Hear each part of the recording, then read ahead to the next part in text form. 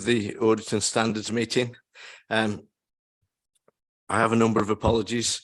Andrew Smith, Wendy Brocky, Steph Talbot, Jill Burnett and Joan Wielden. And we've got two substitutes standing in for Jill Burnett and Joan Wielden here, obviously. Declarations of interest. And do we have anybody who needs to make any declarations of interest? No? Okay, thank you. Minutes of the previous meeting. Pages 3 to 6. Does anybody have any issues that they need to raise in relation to these, or can we accept them as a true and accurate account? Yeah. Okay. Thank you. Item number 4, then, the proposed accounting policies. Craig's going to just give us a quick rundown on those whenever you're ready. Thank you, Craig. Thank you, Chair. It's considered good practice for this committee to consider the accounting policies that are going to be applied in the statement of accounts. The accounting policies are the specific principles, conventions, rules and practices that are applied in the production and presentation of the accounts. The policies are all shown as Appendix B to the report and are required to be disclosed in a note to the statement of accounts. Only those that are directly relevant and material to the council are included. The Code of Practice also requires us to disclose any assumptions that have been made in the accounts about the future and any other major sources of estimation uncertainty, and they're all shown in Appendix C. These situations tend to happen where the council has incomplete or imperfect information, which will only be made better as a result of a future event occurring. And finally, we're required by the code to present any critical judgments that we make in applying the accounting policies. Last year, if you looked at the same report, you would see, I think it was 2 critical judgments, but the audit of the statement of accounts last year deemed that these were not critical and are immaterial, so they're not included either in this report or in the accounts. The recommendations of the report are that the committee approved the proposed accounting policies and the assumptions made about the future and other major sources of uncertainty. And then finally, if there are any further changes to the accounting policies in the event of any new or updated guidance becoming available, that should then be delegated to Sarah as the Section 151 officer. Thank you. If you've got any questions, I'll be more than happy to answer. Thank you, Craig. Do we have any questions on this document? Just very quickly, I mean, so this is best practice, or is this a requirement of SITFA, or is it a bit of both really? Is it SITFA best practice?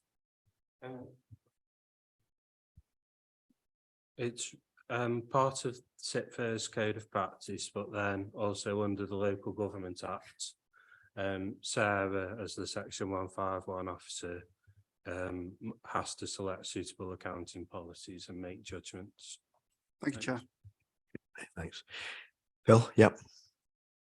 Thank you. This is probably a question that represents my ignorance of it, but I understand that these are policies that are applied to the 2022-23 accounts, which makes sense. And therefore, there are some that are identified as no such transactions. But in terms of planning for transactions, what happens for, I'm just worried that we're applying policies retrospectively rather than in advance. If that makes sense. Part of our, when we actually compile the statement of accounts, obviously we need to have a suite of policies and guidance to actually be able to enable us to do those. So this report and these policies actually give us the kinds of guidance to be able to do that. And we, as Craig said, we take our sort of rules from the Code of Governance, as it were. So we need this to kind of form our a basis of compiling the statements of accounts of 22-23.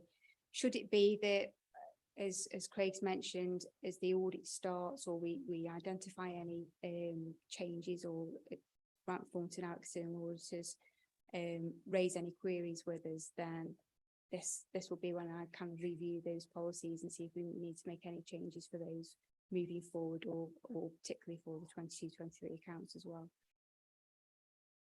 Yeah, I think the other thing is that the accounts are historical, so the policies are also acting in a historical manner. It's just the way it tends to be done, isn't it?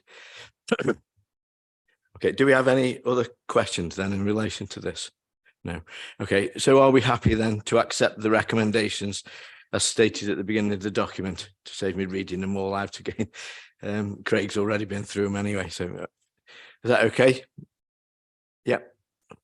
Okay, thank you.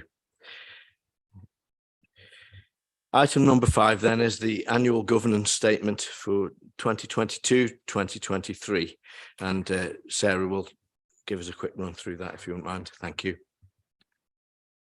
Thank you, Chair. The report requires approval for the annual governance statement to be included within the statements of accounts. Sorry.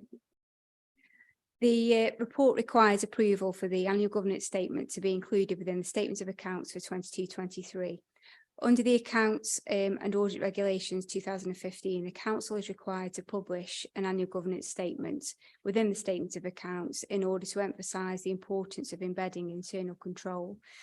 So the annual governance statement includes scope of responsibility, the purpose of the governance framework itself, a review of effectiveness and significant governance issues. As part of the work that we actually do to produce the annual governance statement, service directors are sent managers' assurance statements, which they complete and return to myself for review. The information that the service directors put into those managers' assurance statements compiles, or it actually is entered into the annual governance statements.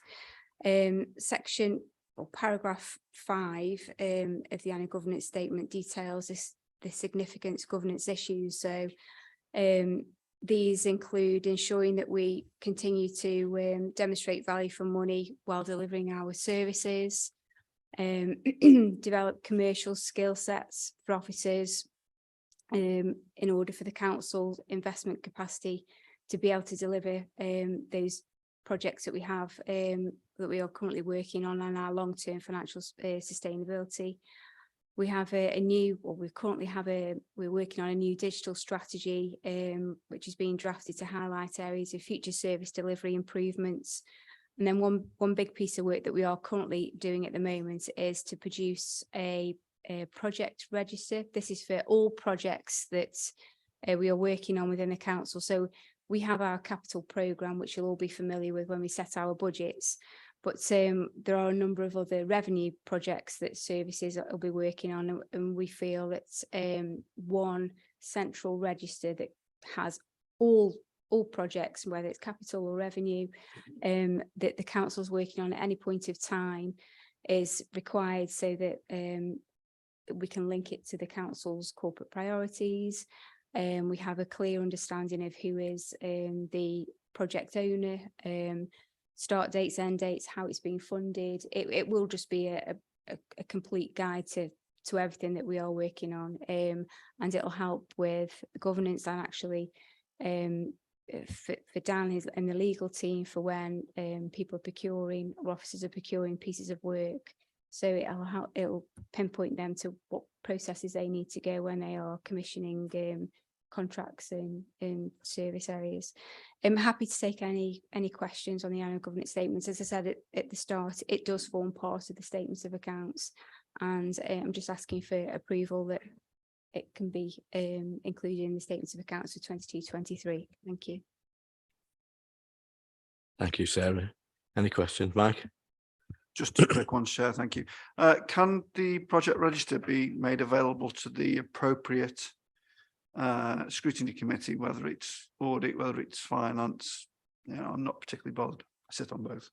So if that could be made available, that'd be great. Because actually, I think that is a really good thing, even if it comes with the quarterly report and it's just an annex and something like that, as long as there's nothing commercially sensitive in it, I think that would be a good thing. And just one reminder, what's the SOLIS framework? It's mentioned in the first paragraph, and I know what SITFA framework is, but I don't know what the SOLIS framework is. Thank you, Chair.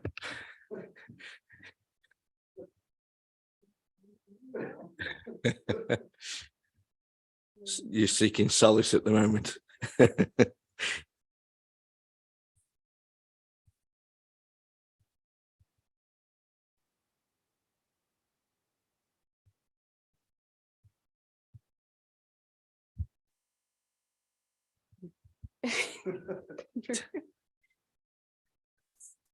Right, so it's a self-assessment tool which provides feedback on how to perceive your leadership approach. Is that right? So it's a Society of a Local Authority of Chief Executives of Solace.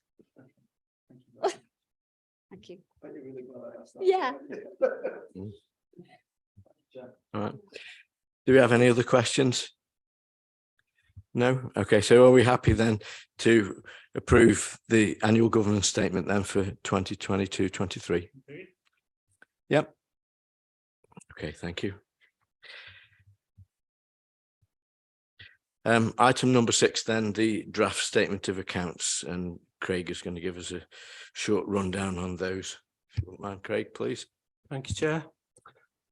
I'm really pleased to present to the committee the council's draft statement of accounts for 23-24, which are required to be published on or before the 1st of June.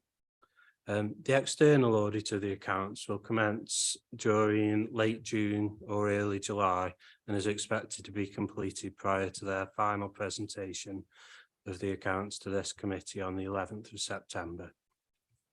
This report focuses on reporting the provisional outturn position against the budget and the key elements of the statement of accounts. I'm pleased to report a small favourable variance of £8,000 against the budget for 23-24. The financial year has been a challenging one due to a number of things, such as income shortfalls, a pay award that was in excess of what we had budgeted for, and inflationary increases that have affected the whole country in terms of fuel, gas and electric. These challenges have been embraced and fully met, primarily via the use of the cost of living reserve, which we established to meet inflationary demands, and from interest that's been received on cash that the council has been holding. In terms of the balance sheets, I've just got a few points that I think are the key elements of the balance sheets. And the balance sheet shown on page 28 of the accounts. The liability relating to the defined benefit pension scheme has decreased from 45 million at the 31st of March 22 to 3 million at the 31st of March this year. And that's as a result of the discount rate used by the Staffordshire Pension Fund increasing to 4.75% from 2.7%. And that on its own drives a large reduction in the future obligations of the pension liability. Capital grants that we've received in advance have increased by nearly 17 million when compared to this time last year. And that relates pretty much in its entirety to the Town Deals Fund and the Future High Streets Fund grants that we've received in advance of spending. And then finally on the balance sheets, the last one that I want to bring your attention to is usable reserves, excluding the general fund reserve. They've decreased from 8.7 million to 3 million. Just to point out really, this relates to the use of the business rates reserve to repay prior year collection fund deficits, which amounted to £5 million. And that related to reliefs that were given to business rates payers during the COVID pandemic. During that time, the council received Section 31 grant from central government for those reliefs, which we paid into the reserve for that purpose. So all this is was using the Section 31 grant that the government gave us either last year or the year before to meet the deficit that we had to declare during this year. The recommendations of the report are that the general fund outturn and the key issues of the council's financial position at 31st of March be noted, and that the draft statement of accounts for 22-23 be approved for publication and audit. Thank you, and I would be more than happy to answer any questions that any of you have. Thank you. Thanks, Craig. Just before we take any questions, if there are any, I'd just like to say what a good piece of work the team have done, Craig and Sarah and the other people who work with them, to get these accounts prepared for this date, because it's come forward 2 months. So it's really quite a task now. Whereas last year they got 4 months, now they've got 2. So I think they've done an excellent job getting these ready for audit. And I'd like to thank all the team. Okay, so do we have any questions then on the statement of accounts? No? Just a very quick one. What is the basic difference between usable and unusable reserves? I never really understood that. Some you can use, some you can't. It's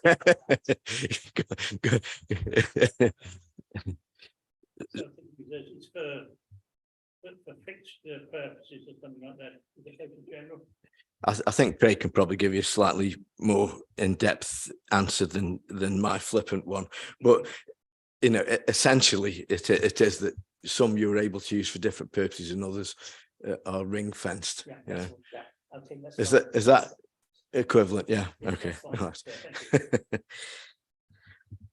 So if we've got no other questions, then are we happy then to note the general fund outturn and key issues, and also approve these accounts for publication and audit?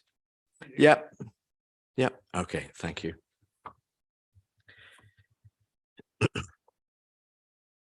Item number 7, then, the updated finance and contract procedure rules.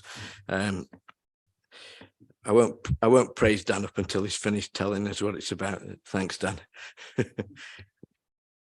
Thank you, Chair. Yes, members, you'll recognise this. This is the paper that went to council 2 weeks ago. It's an update and a substantial overhauling of our finance and contract procedure rules. It's before this committee just to give members another opportunity to delve into the detail if they want to in a forum where, you know, wouldn't have been possible to do that at council, really. So here's an opportunity to do that at this committee. And of course, you know, as a living document, if any questions or issues arise, you know, Sarah, Craig and I will be available round and about the office to help you out with those as well. But like I say, just a chance for this committee to have a poke at it if they fancy that. Thank you, Chair.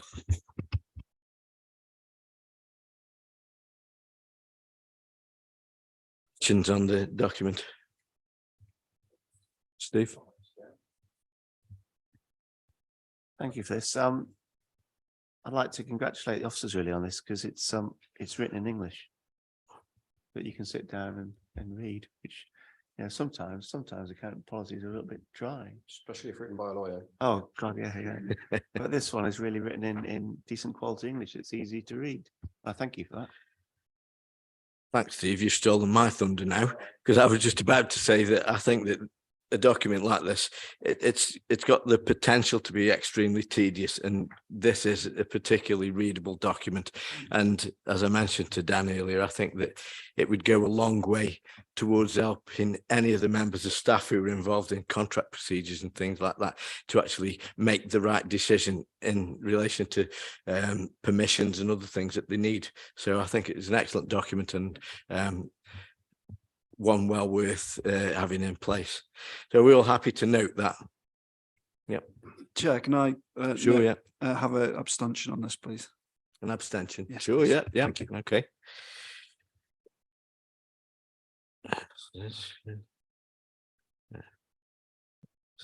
Okay. Is everybody else happy to note it? Yep. Okay, thank you. Item number 8 then is the work programme.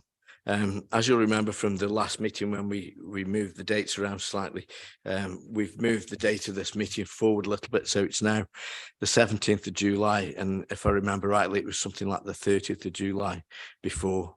It essentially contains a number of standard reports. And in relation to the audited accounts, we won't get those at that meeting, but we would expect to probably get them at the meeting in September. Having said that, we may need to adjust the date a little bit, tweak that, because the accounting deadline is the 30th of September and our meeting is the 11th. And given the fact that the auditors are all having to try and lose 2 months out of their schedules, they're probably going to struggle in any case, but we'll play that by ear and see how we get along with that. Does anybody have any questions in relation to the work programme? No. Okay. Right. Okay. Well, if we're happy, we'll accept that as it is, and obviously we'll look at it again at the next meeting. Item number 9 then is urgent business. I've not been notified of any urgent business. So in the event of that, we'll close the meeting. So thank you all for your attendance and have a lovely evening. Thank you.